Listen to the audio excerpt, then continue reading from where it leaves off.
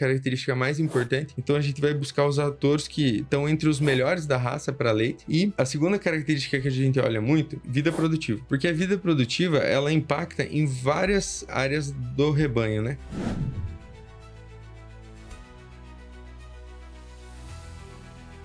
Tem uma primípara lá na fazenda hoje, que ela é uma primípara que, na primeira lactação, ela já bateu mais de 80 quilos de leite. Então, é muito leite, né? Lógico que é um animal, né? Mas a tendência é que a gente cada vez vai tendo mais desses animais aparecendo na propriedade, né?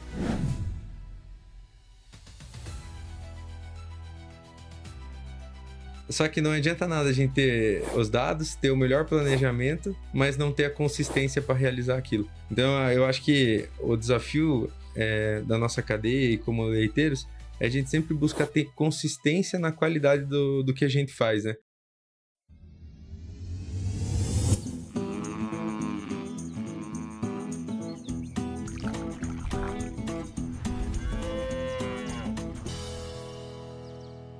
Seja bem-vindo ao Nota do Leite, o podcast que dá voz a produtores e influenciadores do agro.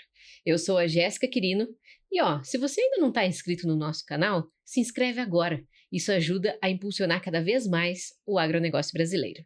E hoje eu estou com o Jonathan. Jonathan, seja bem-vinda ao Nota do Leite podcast. Boa tarde, muito obrigado pela oportunidade de estar aqui contando um pouco da nossa história, do nosso trabalho. Jonathan, vamos iniciar com você contando um pouco da sua história. Quem é o Jonathan? Bom, meu nome é Jonathan Groenvold, sou do município de Castro. Eu trabalho na Chácara Sempre Verde, sou engenheiro agrônomo de formação e hoje eu trabalho 100% do meu tempo dedicado à fazenda. Ô Jonathan, e o que aconteceu? Você não quis veterinária? Então, eu sempre tive um apego muito grande pelo setor agrícola, né? Então eu acabo gostando bastante. E aí meio que foi essa a decisão de fazer agronomia, né? E não tanto veterinária, né? Mas eu gosto muito da brincadeira toda, né? Da lavoura, das vacas, né? Então, com certeza a agronomia agrega muito também, né? Sim, com certeza. Ainda mais na parte de dados, né?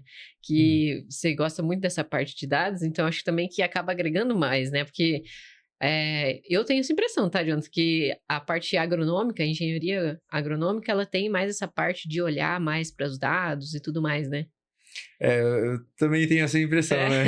Assim, pensando do ponto de vista financeiro, né? Eu acho que na graduação é um pouco mais focado do que uma medicina veterinária, por exemplo. Né? Pois é. Às vezes na medicina veterinária fica muito em questão clínica, né, cirúrgica, e não olha tanto nos dados. Verdade. Mas aí você falou que é a Sempre Verde, né? A Chácara Sempre Verde. Conta um pouquinho para nós qual é a história da Chácara Sempre Verde. Bom, então, a Chácara Sempre Verde ela foi fundada pelo meu pai, Daui Gentinos Groenvold. E antes da fazenda, da Chácara Sempre Verde ser fundada, meu pai tinha uma sociedade junto com o irmão dele, né? Então eles tinham sociedade na Fazenda Fini. E aí eles decidiram, em certo momento, abrir a sociedade. E aí foi iniciada a Chácara Sempre Verde. Em 88 foi começada a construir a sede, onde é a fazenda hoje.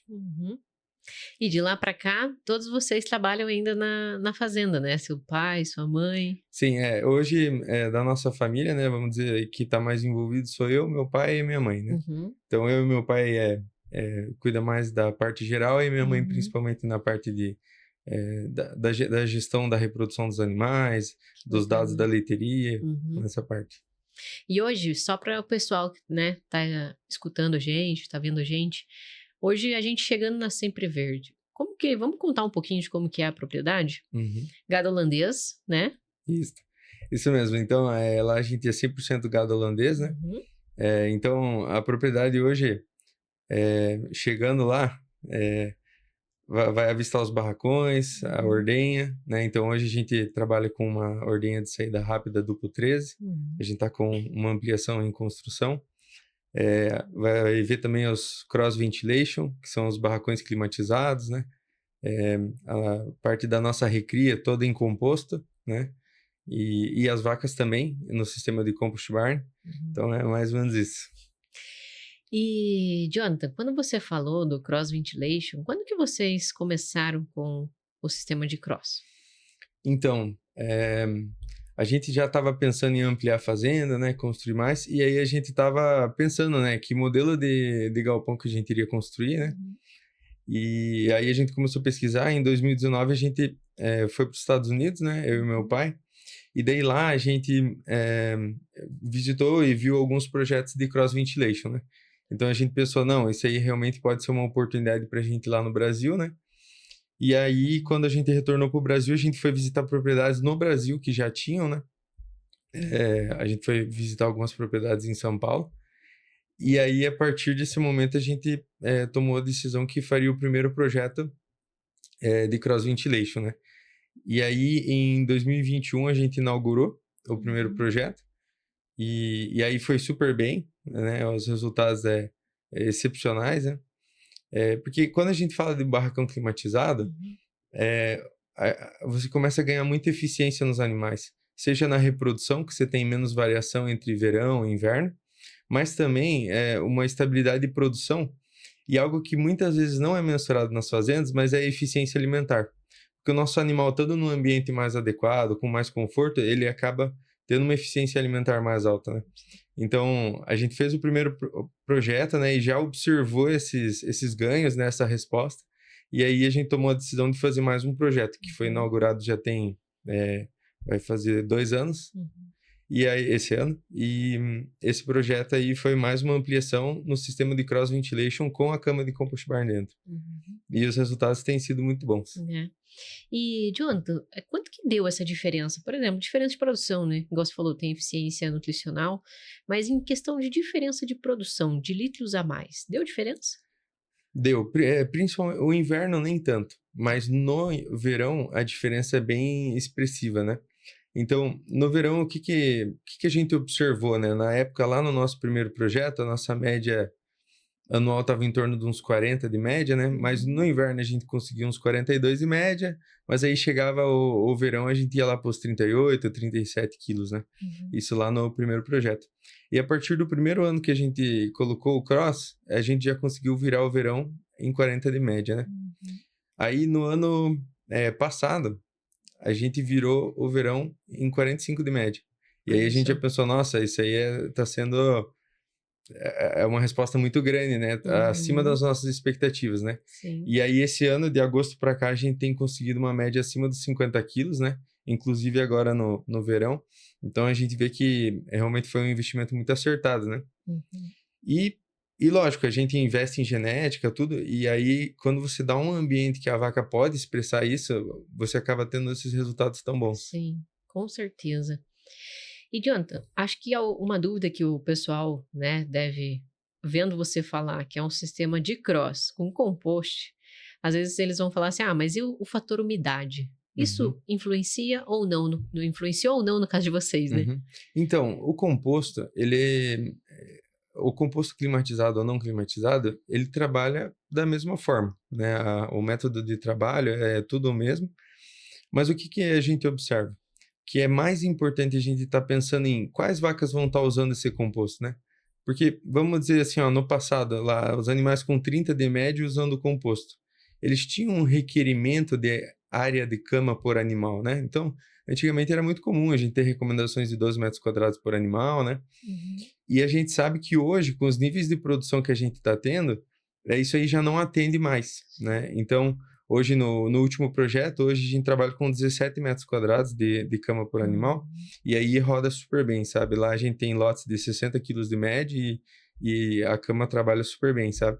Mas é importante esse dimensionamento de acordo com a necessidade do animal, né? Porque a gente sabe que um animal de produção mais alta vai estar tendo uma ingestão, né? E por conta disso vai produzir mais dejetos, né? Então a gente precisa ter um pouco mais de área de cama. Então tem funcionado super bem, né? Falando um pouco de qualidade de leite, né? A mastite clínica é baixa e a nossa CCS hoje gira em torno de 90 mil. Caramba, que ótimo, hein? Não, com certeza. Que bacana. E, Jonathan, pensando nessa parte que você falou que tem alguns animais, né? Hoje você seleciona alguns animais que vão para o cross. Essa seleção é feita apenas em produção ou estágio de lactação também? Ela é feita hoje cerca de 80% do meu rebanho ele está dentro dos climatizados, né? Uhum. Então, quem que vai estar dentro do climatizado hoje, né? É um pós-parto, Uhum. aí a gente vai ter as primíparas de alta produção, e aí os lotes de alta e média. São esses lotes que estão nos sistemas climatizados, né? Uhum. Hoje, minhas vacas secas, pré-parto e vacas de baixa produção, final de lactação, eles estão fora, né? Então, o que que é a ideia? A ideia é que a gente otimize, né, para os animais, que eles estejam no ambiente mais favorável nas etapas mais importantes, né? Então, pós-parto, alta produção. Claro. Lógico que a gente gostaria que o pré-parto também estivesse dentro do cross, né? Mas Uhum. hoje, por uma questão logística, a gente não Sim. consegue colocar esse grupo dentro do cross. Uhum. Com certeza é um projeto futuro, né? A gente pensa nisso. Mas hoje, no momento, a gente não consegue fazer isso. Uhum. Que bacana. E, John, pensando agora em principais indicadores que você olha, né? Pensando aí nos animais. Quais seriam os principais indicadores, assim? Vamos falar de 3 primeiros. Quais são aqueles que você está olhando sempre, que é importante para você e que você deixa aqui de dica para quem não estiver olhando, passar a olhar, porque esses são indicadores decisivos na pecuária de leite. Uhum. Tá, então vamos lá. Então, qualidade de leite, com certeza é indicador importante, né? Falando Sim. de higienização de máquina, né? Pensando em CPP. Mas também CCS, gordura, proteína, né? A CCS, lógico, falando de saúde mamária, mas a parte de gordura, proteína também para a gente ver se às vezes a gente não está tendo uma acidose, alguma coisa. Então, isso é algo que é acompanhado.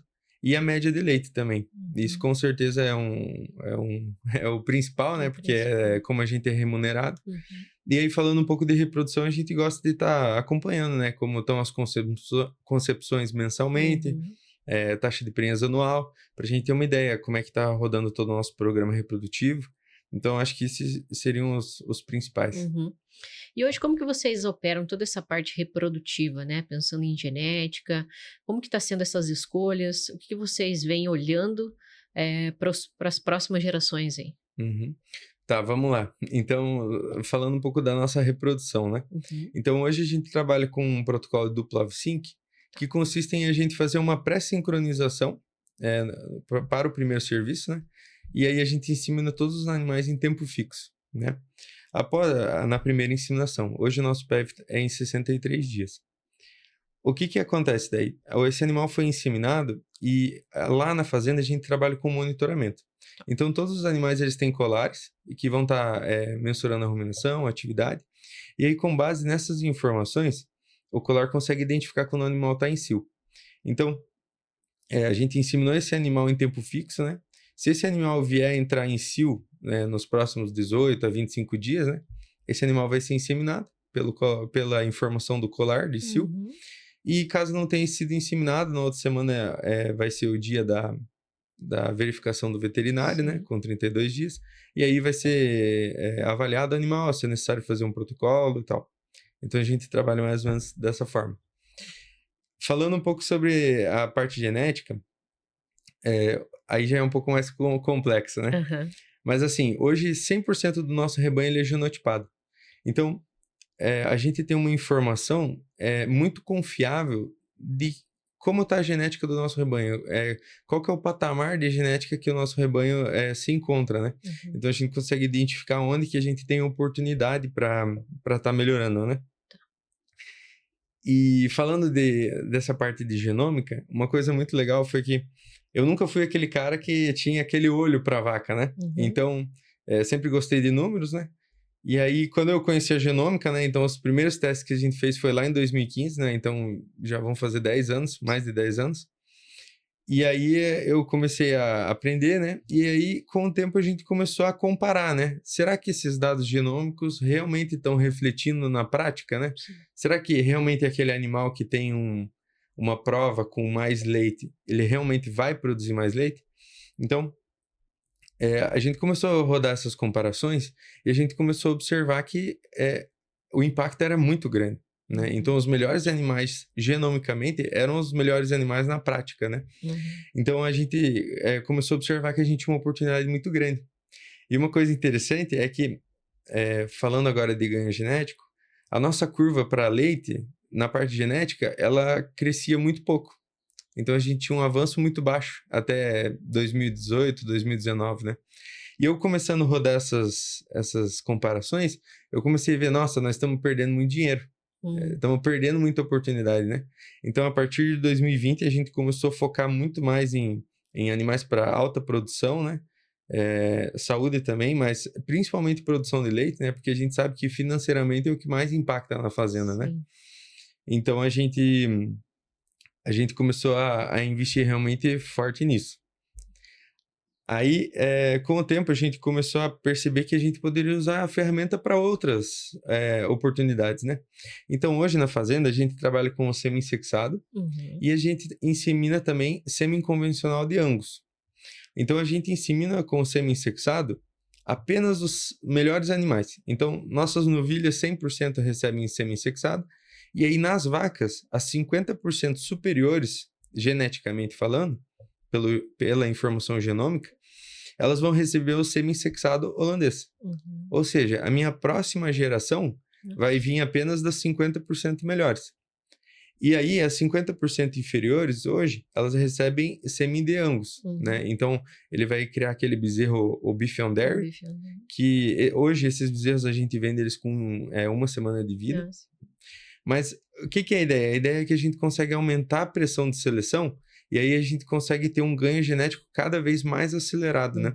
Justamente porque a gente só reproduz o melhor.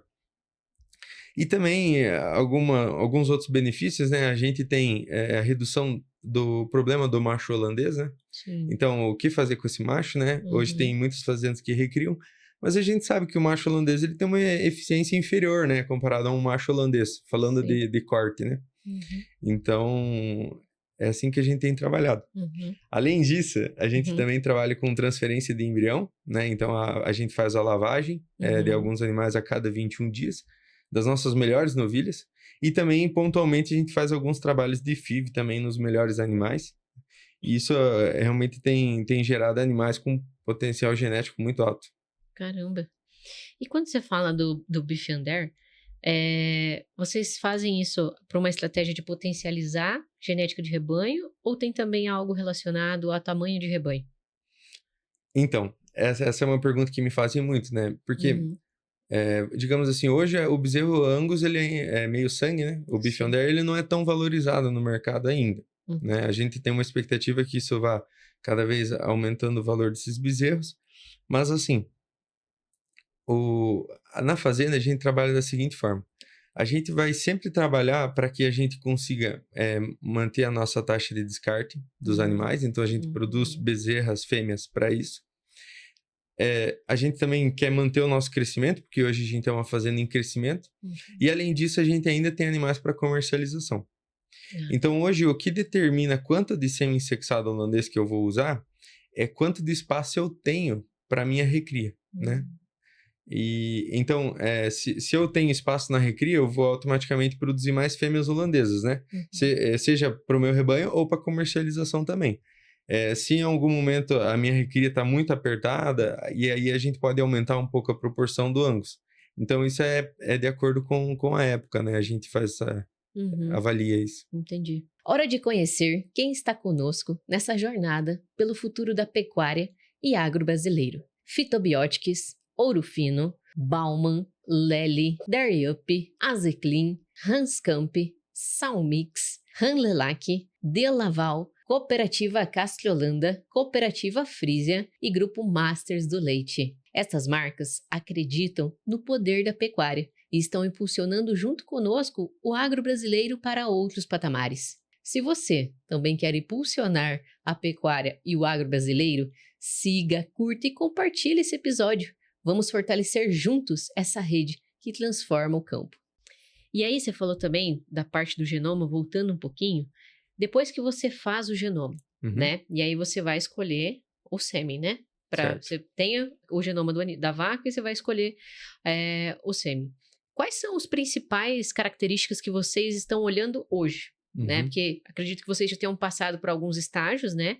Que já estejam bem avançados nessa parte de genética, mas hoje quais são os principais que você olha? Então, vamos lá. Então, hoje, o índice Porque o índice, o que que é um índice? O índice, ele pega várias características, né, e gera uma nota, um valor para o animal, né? Hoje o índice que a gente usa é um índice econômico, ele se chama Fluid Merit, então é FM dólar, o símbolo, né? E aí, esse índice, ele é voltado para o nosso mercado que paga por fluido. Porque a gente tem, por exemplo, o Net Merit, que é o mérito líquido, né, em português, e ele é voltado para um mercado de sólidos. Mas a gente tem o mérito fluido, que é o que é voltado para o nosso mercado. Então, hoje, o principal índice que a gente olha é mérito fluido, porque ele é um índice econômico. Então, o que que eles fazem? Cada característica, eles vão dar um valor econômico. Quem faz isso é o CDCB, né? E aí eles vão dizer assim, eu tenho 1 ponto de DPR, vale tantos dólares. Eu tenho 1 ponto a mais de concepção, vale tantos dólares. Aumento de produção de leite, vale tanto. Então, é um índice econômico. Então, ele vai me dizer qual que é o animal mais rentável. Essa é a primeira coisa que a gente olha, né? Então, animais de mérito fluido alto. Em seguida, a gente vai olhar PTA leite, que é a produção de leite. Então, a gente vai sempre buscar touros que tenham uma PTA leite muito alta, né? Então, a gente vai buscar touros que tenham pelo menos 2 desvios padrão acima da média para leite, né? Então, a gente sabe que a média da raça está próximo do zero e cada desvio padrão nos touros é 700 libras. Então, a gente vai usar animais com mais de 1.500 libras de leite, por exemplo. Agora eu fiquei em dúvida nessa informação do número. É melhor a gente dar uma cortada. Tá. É que eu não lembro se o número é bem... Quer voltar um pouquinho? Tá, então vamos lá. Dá pra voltar tudo do começo, da parte do índice. Tá bom, combinado. Bom. Beleza. Bom, então, a gente trabalha com um índice econômico, né? Ele se chama mérito fluido.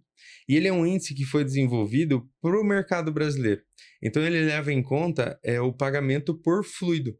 Porque a gente sabe que hoje, no Brasil, a gente não é tão remunerado pelos sólidos no leite, né? E sim, principalmente pelo fluido, por litros de leite. Então, ele é um índice que ele é econômico, né? Então, eles pegam as características e transformam em valor econômico.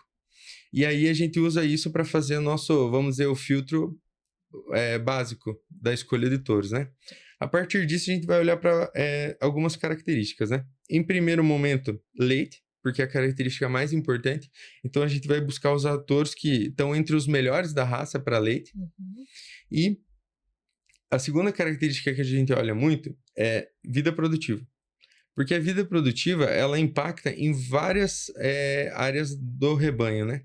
Então, existem alguns dados de fazendas maiores que mostram que os animais com vida produtiva mais alta tinham menos casos de metrite, menos casos de mastite, elas vinham a emprenhar antes. Então, ele é um índice geral, né? E ele é um índice que mede em meses, quantos meses a mais, em média, aquele animal vai produzir no rebanho, né? Então, essas duas características, leite e vida produtiva, hoje são os principais. A gente ainda dá também um foco para sólidos, né? Porque a gente sabe que, no longo prazo, provavelmente o mercado vai caminhando para os sólidos, né? Mas no curto prazo, provavelmente não. Então, a gente olha para sólidos, mas ainda o foco principal seria em leite e vida produtiva, né? Tá. Então, essa é a nossa linha de seleção. E hoje vocês acabam olhando, que você falou que tem uma CCS excelente, né? Vocês acabam olhando para CCS, para a saúde, né, de glândula mamária, ou hoje está um pouco mais estável? Então, não é uma característica que a gente dá tanta importância. Mas eu vou explicar. Não que ela não seja importante, né? Mas o que acontece? A característica de CCS, ela é uma característica que tem uma herdabilidade baixa. Ou seja, o principal impacto na CCS é o ambiente e não necessariamente a genética. Quer dizer que eu selecionar geneticamente não vai ajudar? Não. Vai ajudar sim. Se você selecionar para animais com genômica com CCS mais baixa, esses animais provavelmente vão ter uma CCS mais baixa. Então, a seleção, ela funciona. Mas o que acontece? Quando o teu manejo é bem ajustado, bem feito, rotina de ordenha, você acaba não tendo um benefício, digamos assim, econômico da CCS. Porque, vamos dar o exemplo do nosso rebanho lá, né? Hoje a gente gira de 90 a 100 mil células somáticas, né? Então, para a gente, eu usar um touro, digamos, que seja muito melhorador para as células somáticas, Pode ser que minha CCS abaixe um pouco, vamos dar um exemplo, né? De 100 vai para 80. Mas financeiramente isso não impacta tanto na fazenda, né? Porque a gente não é pago por... Não tem uma diferenciação, por exemplo, um leite de 80 de CCS comparado a 100, ele vai ser mais bem remunerado, né? Hoje a gente não tem isso. Então, no nosso caso, como a gente tem um manejo muito ajustado, a gente acaba não dando tanto foco de seleção na CCS, assim. Mas o nosso rebanho hoje, ele tá em torno da média, quem sabe um pouco melhor do que a média americana, vamos dizer assim, né? A base da prova. Então, essa que é a nossa visão hoje a respeito da CCS, né? Sim. E com certeza, né? Porque vocês estão, de fato, abaixo ou se não na média americana. Então, não vai ter um acréscimo, né? Você colocar um animal lá que é negativo, porque você já tá ali, né? Você já tá trabalhando naquele ponto, né? Isso. Assim, lógico, animais que têm uma genética inferior, provavelmente eles vão ter uma CCS mais alta. Mas às vezes isso... Eu vou dar um exemplo. Tá. A gente às vezes faz avaliações por quartis, né? E aí quando a gente avalia no rebanho as 25% melhores e as 25% piores, a gente vai ver uma diferença, por exemplo, as 25% inferiores geneticamente, elas vão ter uma CCS em torno de 30, 40. E as 25% inferiores, esse número hoje lá na fazenda está em torno de 140, 150. Sim. Então, os animais que têm uma genética para CCS melhor são melhores? São. Mas financeiramente isso pode não ter um impacto tão grande na fazenda quando você tem um bom manejo. Isso vale também para outras características, né? Um exemplo disso é DPR. A DPR também é uma característica que é muito, muito batida em cima, né? Só vamos explicar pro pessoal o que é a DPR. Tá bom. Senão... Vamos lá. Desculpe pelos fica termos, a gente aqui. Então, vamos lá. Então, a DPR em inglês, né, é Daughter Pregnancy Rate. Então, o que é? A DPR, ela é a taxa de prenhez genética, vamos dizer assim. Então, o que a gente sabe, né? Cada um ponto de DPR vai equivaler a 4 dias em aberto a menos. Ou seja, a vaca ela vai vir a emprenhar 4 dias antes, se ela tem um ponto de DPR. Mas o que acontece? Vamos imaginar que o nosso caso lá, né? Hoje a gente roda com 30 de taxa de prenhez anual, a média do último ano. Então, se eu fizer um foco de seleção para DPR, eu vou melhorar a reprodução? Vou. Provavelmente vai ganhar 1, 2, 3 pontos de taxa de prenhez. Mas o que acontece? Chega num ponto que, como o manejo é muito bom, a DPR também tem uma herdabilidade baixa. Então, como o manejo é muito bom, a gente consegue ter resultados muito bons na reprodução, mesmo que os animais tenham um pouco menos de DPR, né? E aí que vem a questão. A gente tem as correlações entre as características, né? Então, por exemplo, leite tem uma correlação inversa com DPR. Então, quando eu seleciono para leite, eu acabo selecionando para animais com uma DPR um pouco mais baixa. Mas isso vale a pena. Porque hoje, com as ferramentas que a gente tem na reprodução, a gente consegue ter uma reprodução boa e ainda focar em seleção para produção de leite. Então, a gente consegue as duas coisas, né? A gente consegue alta produtividade e pelos manejos, por tudo pelas ferramentas que a gente ainda assim consegue ter uma reprodução bem adequada, né? Nossa, perfeito.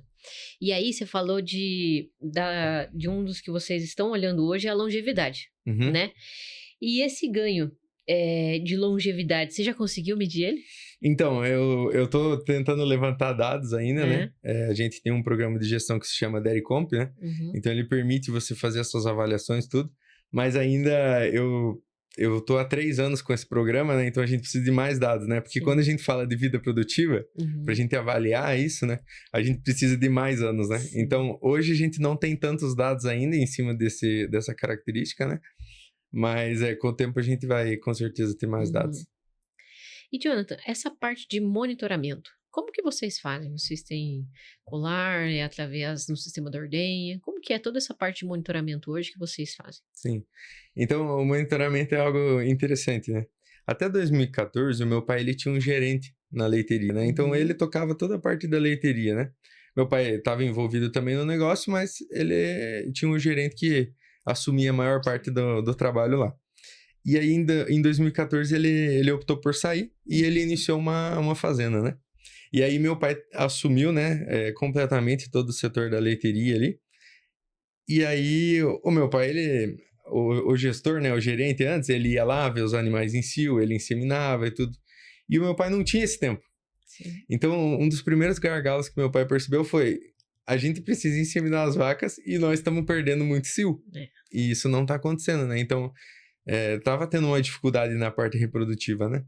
E aí foi no Magroleite, se não me engano, 2015, que meu pai um dia chegou para mim e falou: ó, tem um negócio novo aí, uns colares de monitoramento, né? E aí foi que a gente instalou os primeiros colares, né, naquele ano. E isso foi em 2015, né? Então a gente já está há mais de 10 anos trabalhando com monitoramento. E aí os colares, eles monitoram a ruminação e a atividade, né? Então, como é na prática na fazenda, né? A gente tem, então, o cio dos animais, que é pego pela atividade. Então, quando o animal fica mais agitado, né? Ele dá uma indicação de cio. Mas também ele pega toda a parte de saúde, né? Se a gente tem, por exemplo, uma queda de ruminação, uma queda de atividade, automaticamente ele vai acender uma bandeira, né? Vamos dizer assim, de que, opa, esse animal necessita atenção, né? Então aí o veterinário, uma pessoa da fazenda ou o veterinário vai avaliar o animal para entender o que está acontecendo, né? E aí em 2017 a gente migrou para um sistema de ordenha que conversa junto com os colares. Então ele começou a usar as 3 informações: ruminação, atividade e leite. E aí a gente conseguia ter uma acurácia muito grande para identificar os animais que estavam doentes, que necessitavam atenção, né? Então, por exemplo, hoje o nosso manejo de pós-parto. A gente não faz nenhuma avaliação no grupo fixa, assim, semanal, né? Mas a gente trabalha sempre pelos colares. Então, quando tem algum animal que ele aparece no colar, esse animal vai ser avaliado no pós-parto, né? Então, hoje a gente trabalha mais dando atenção para os animais que realmente precisam, em vez de, às vezes, estar avaliando o lote inteiro, né? Que não precisa, né? Vamos dizer assim, eu vou fazer um manejo lá e os animais vão ficar presos, né? Aí eu deixo o lote inteiro preso, todo dia, porque eu quero avaliar os animais, né? Então, essa ferramenta do colar ajuda muito nisso, né? E falando assim de eficiência de mão de obra, eu acho que o ganho é muito grande, né? Porque a pessoa que faz o manejo dos animais, né? Ela vai com foco, né? São esses animais que eu tenho que avaliar, ver o que está acontecendo, né? São esses animais para eu inseminar. Então, acho que essa é uma ferramenta muito boa. Sim. Então, hoje, toda essa parte de cio, vocês também fazem tudo através desse monitoramento. Isso. Todos os cios de retorno que a gente fala, né? Que são aqueles cios naturais que os animais dão, elas são inseminadas pelos colares. Mas a gente ainda utiliza ferramentas de IATF, né? De inseminação em tempo fixo, justamente para a gente poder manter um padrão de reprodução melhor, né? Porque a gente sabe que às vezes uma vaca desafiada, uma vaca de mais alta produção, às vezes ela não cicla naturalmente tão fácil, né? Às vezes não vai estar ciclando, ou às vezes ela não demonstra o cio, né? Então isso é comum, né? Quando a vaca tem algum fator estressante, pode ser que ela não demonstre o cio. Então, a gente ainda utiliza as ferramentas da IATF, mas a parte de cio de retorno é 100% pelo colar. Hoje não se faz mais observação de cio na fazenda. As novilhas, por exemplo, as novilhas já é um pouco diferente. As novilhas, elas também trabalham com colar, só que lá daí a gente trabalha 100% das inseminações pelo colar. Salvo algumas exceções e alguma novilha que seja necessário fazer alguma coisa. Algum implante e tal. Mas são pouquíssimos animais. O restante é 100% inseminados pelos colares, né? Então, quando o colar identifica um cio, esse animal ele é inseminado. Ele já é inseminado. Ótimo. O Jonathan, e você falou dessa diferença de produção. Quanto que tá dando mais ou menos essa diferença de produção nesse incremento de leite? Você tem essa conta? Se diz, falando da genética, né? Isso, de genética ainda. Então, o que a gente tem observado, né? A gente tem observado um ganho muito expressivo, né? Nos últimos anos, a gente tem ganhado em torno de 500 libras de média nos animais de um ano para o outro, né? E o que a gente espera? Essas 500, 600 libras de leite, na primípara, a gente espera que vá resultar em mais ou menos 3 quilos de leite a mais na média. Isso comparando, vamos dar um exemplo, né? Vamos comparar as primíparas de 2025 com as que vão entrar em 2026. Então, pelos dados que a gente já tem, a expectativa é que elas venham a dar 3 quilos na média a mais durante a lactação. Então, a gente está falando em quase 1.000 quilos de leite na lactação.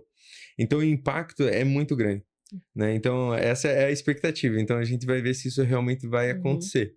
Mas a gente imagina que vai acontecer realmente, porque a gente tem visto esse acréscimo muito forte na produção de leite, né? Então, essa é a expectativa. E pensando nas futuras gerações, a gente, né, igual você falou agora, desses animais que estão entrando agora. Mas você faz uma previsibilidade desses animais que estão nascendo agora para mais ou menos quanto que vai ser o ganho de produção delas? Então, vamos dar um exemplo. Hoje, o meu rebanho lactante hoje, Tá. a gente deve estar em torno, contando as vacas mais velhas, né? Uhum. E as vacas e as primíparas, a gente provavelmente vai estar numa média ali em torno de 300 a 400 libras de leite. Uhum. Para você ter uma ideia, os animais que nasceram em 24 e 25, em 24 a gente estava em torno de 1.100 libras de leite. E em 2025 a gente já está em torno de 1.250 libras de leite, né? Então a gente tem vamos dizer assim, daqui 3 anos, provavelmente a média do nosso rebanho vai ter saído das 400, 600 libras que eu falei, vai ter saído provavelmente para pelo menos 1.000 libras de leite, né? Caramba. Então, vamos dizer assim, a gente tem uma expectativa na média do rebanho de uns 4 quilos de leite, vamos dizer assim. Isso. Então, a gente vai acompanhar, né? Vamos ver se isso realmente vai se Sim. concretizar. Mas do que a gente tem em base, é isso que a gente espera, né? Que bacana, hein, Jonathan?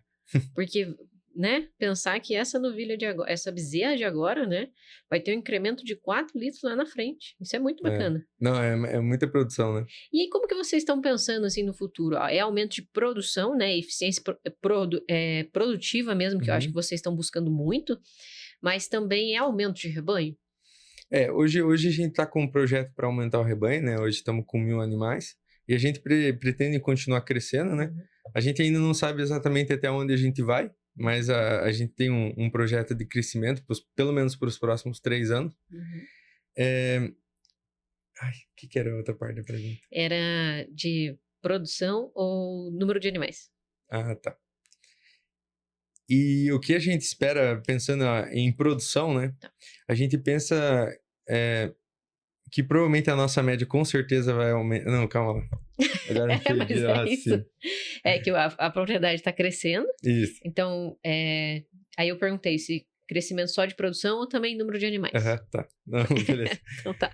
Bom, então falando de produção, a gente realmente tem uma expectativa que a produção vá aumentando, né? Hoje estamos em 50 quilos de média, né? Com certeza esse número Sim. vai aumentar, né? Pode ser que daqui a uns anos a gente vai estar falando em 55 ou Sim. quem sabe até 60, Mas- né? Então, com certeza isso é o futuro. Um número muito legal, tem uma primípara lá na fazenda hoje, que ela é uma primípara que na primeira lactação ela já bateu mais de 80 quilos de leite, né? Nossa. Então é muito leite, né? É muito Lógico que é um animal, né? Mas a tendência é que a gente cada vez vai tendo mais desses animais aparecendo na propriedade, né? E esse animal, a expectativa é que ele feche com mais de 21 mil quilos na primeira lactação. Então, ele é um animal que ele se paga, né, muito rápido e já começa a gerar lucro na primeira lactação. Então, é isso que a gente quer, né? E uma coisa muito interessante do foco em produção de leite são duas coisas. Uma coisa que a gente tem uma tendência de ter uma eficiência alimentar melhor. Porque a gente sabe que parte do que a vaca come é para mantença, né? Para ela se manter viva. Então, quanto mais leite eu tenho, mais eu diluo o custo de mantença desse animal. E a gente sabe também que o animal alojado na fazenda, ele tem um custo fixo, né? Então, vamos dizer assim, para alojar 1.000 vacas, custa tanto por vaca. Se eu produzo 40 quilos de leite, é aquele custo fixo dividido por 40 litros, no meu custo do litro de leite. Sim. Se eu produzo 50, eu consigo diluir mais ainda meus custos fixos. Sim. Então, por isso que quando você seleciona para animais com produção mais alta, você impacta muito forte no financeiro da fazenda. Porque esse animal, ele se paga mais rápido, né? E principalmente, ele consegue diluir os custos fixos do custo do litro de leite, né? Então, hoje é a principal característica que a gente deve selecionar, né? Porque é o que paga a conta. Nossa, Jonathan, ó, minha cabeça tá fervendo aqui. Porque é exatamente isso, né? E se já tem primípara com 80, imagina essas que já estão nascendo e que você tá fazendo uma baita seleção hoje, né? Imagina o potencial que elas vão ter a hora que elas chegarem no momento da produção, né? E essa diluição de custo faz, nossa, total sentido, porque vai cada vez mais melhorar em rentabilidade, né? Exatamente. E a gente sabe que, assim, ó, o nosso setor, ele é um setor que a tendência é as margens apertarem, né? Uhum. Então, cada vez mais o pessoal vai se profissionalizando mais, né? Quem não é Sim, profissional sai da atividade. E a gente sabe que tem duas coisas, né? A gente tem que ser eficiente e a gente também tem buscado crescer para a gente ter um ganho de escala, né? Porque a gente sabe que isso ajuda muito no financeiro da fazenda também, né?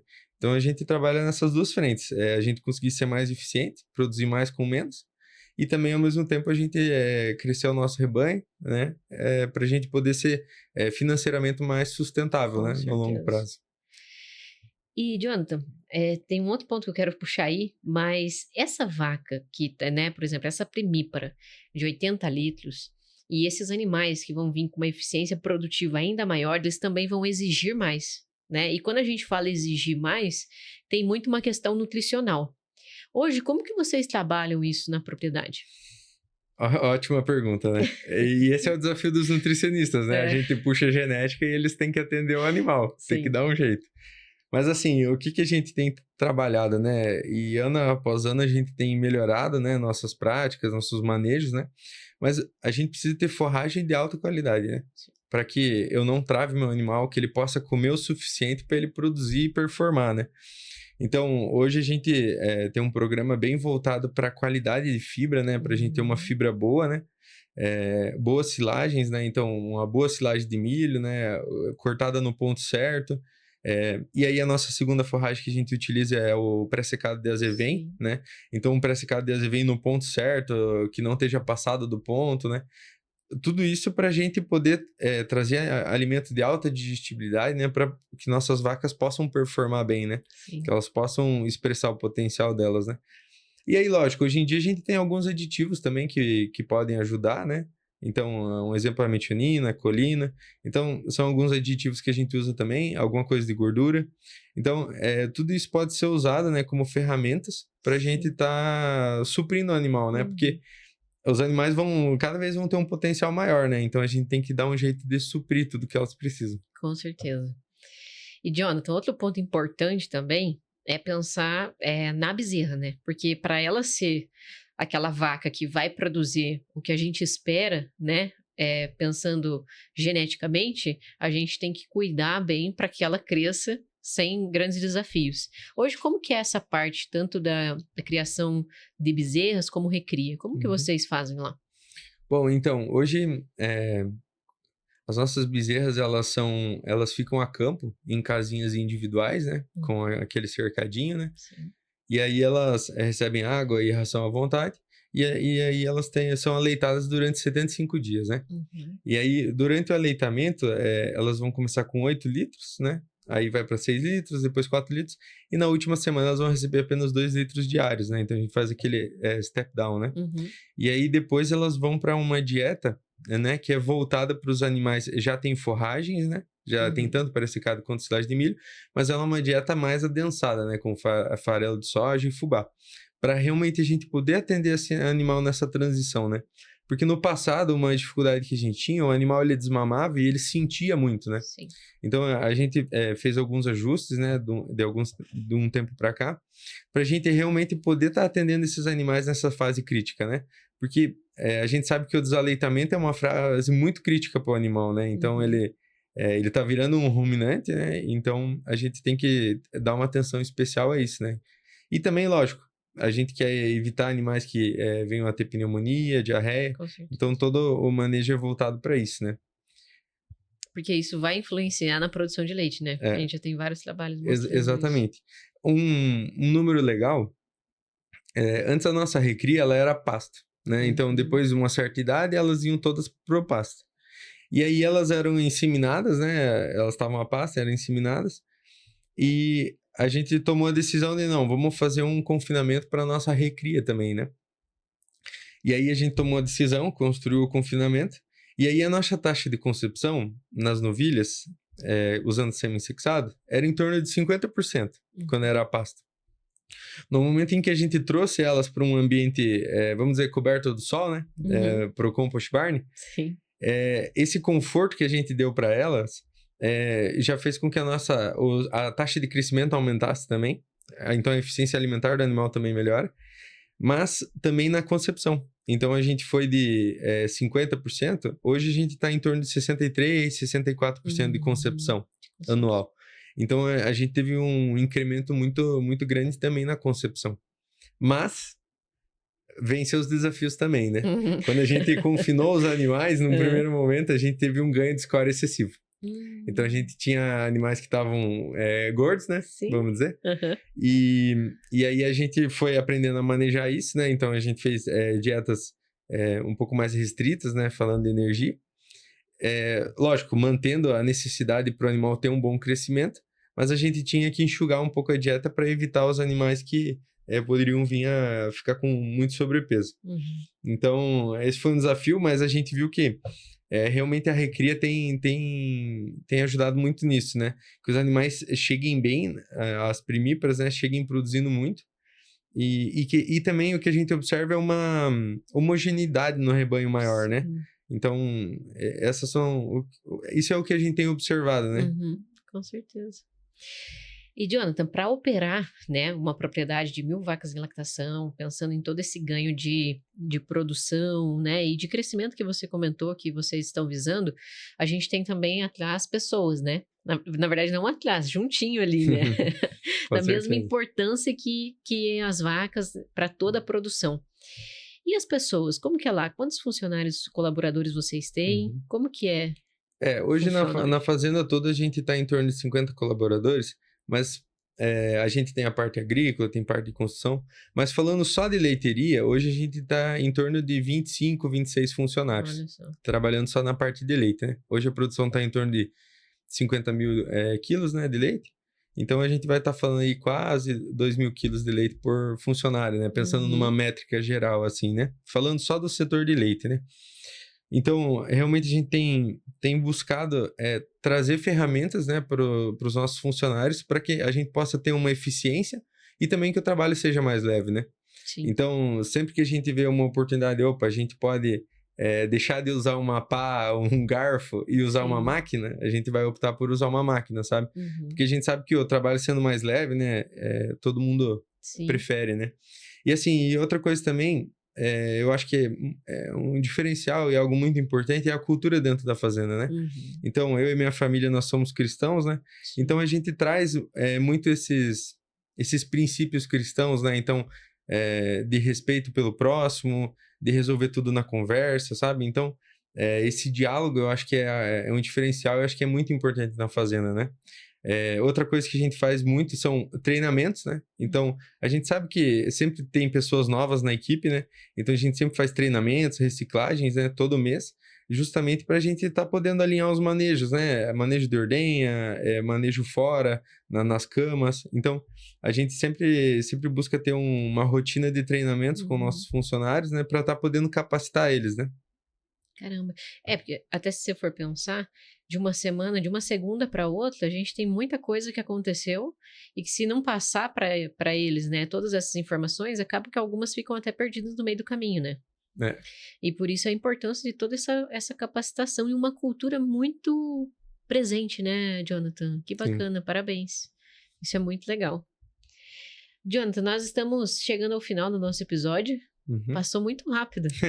E com um assunto muito técnico e assim, de alta relevância, que juntou genética, juntou alta produção. Que bacana. Parabéns. Não, um prazer. Um prazer estar aqui podendo contar um pouco da nossa história, compartilhar o que a gente tem feito. E eu espero que o que a gente conversou aqui possa estar ajudando outros produtores também. Com certeza, vai ajudar sim. Jonathan, que conselho você deixaria, uma frase, para os produtores, para os técnicos que estão nos assistindo agora? Eu acho que, falando assim da produção leiteira, né, eu acho que o principal é a gente ter dados, né? E a partir dos dados a gente toma uma decisão e cria um planejamento. Só que não adianta nada a gente ter os dados, ter o melhor planejamento, mas não ter a consistência para realizar aquilo. Então, eu acho que o desafio da nossa cadeia e como leiteiros é a gente sempre buscar ter consistência na qualidade do que a gente faz, né? Então, quando eu vou fazer uma silagem, eu vou buscar fazer com excelência, eu vou fazer a melhor forragem possível. eu vou inseminar um animal, eu vou cuidar das bezerras, né? Então, é realmente a gente desenvolver essa cultura de fazer tudo com excelência e constância. Então, acho que essa é a frase, né? Que a gente busque ter constância no que é planejado. Com certeza. Jonathan, parabéns. Parabéns pelo trabalho. Você nos recebeu muito bem lá na chácara. Então, muito obrigada. A gente também gostou muito de fazer a visita, a gente não conhecia ainda. E você foi muito receptivo, mostrando os dados, mostrando o que você monitora lá na prática. Então, parabéns por tudo isso. Tem um arroba pra gente deixar pro pessoal seguir? Isso. Então, o arroba é chácara, _sempre verde. Perfeito. A gente vai deixar na tela aqui também o QR Code. Para quem tiver interesse, já começar a seguir vocês. Isso, dá uma acompanhada lá no nosso trabalho. Obrigada mais uma vez por você estar aqui hoje. Obrigado por essa troca de conhecimento que foi muito rica. E se você, assim como nós, também quer impulsionar o agro, siga, curta e compartilhe esse episódio. E vamos juntos impulsionar o agronegócio brasileiro.